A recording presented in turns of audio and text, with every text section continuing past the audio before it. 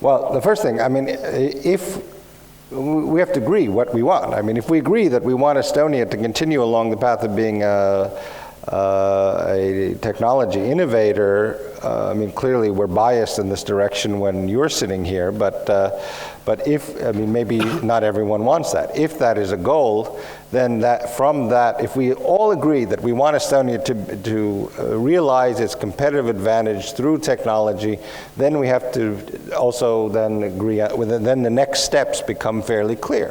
One of them is more resources towards education in technical fields. That means not only in universities, but that means, I would strongly argue, reinstitution of a mathematics exam in secondary education. It means funding, more funding for the sciences, and with a long-term commitment if we want to be a high-tech country. I think that in using the crisis, what I mentioned earlier, bringing back people who or guaranteeing people who have gone abroad and done well some kind of chance to do what they do well in Estonia would certainly work well.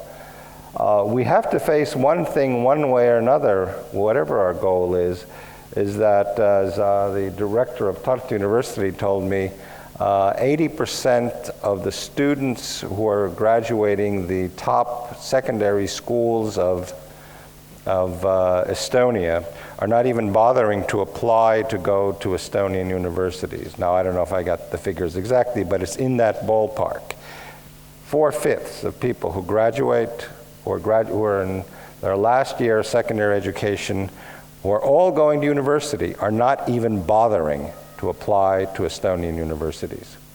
What does that mean? Well, that means the best and the brightest are going away.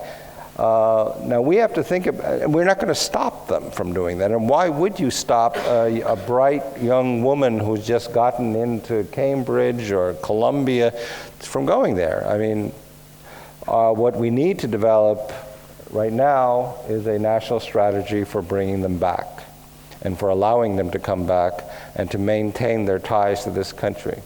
If we are going, I mean, all our talk about becoming a high-tech center or developing new technologies is going to be sheer pipe dream if the best and the brightest go away and don't come back. I think it's very good that that our young people are going abroad. We can think of it in terms of outsourcing.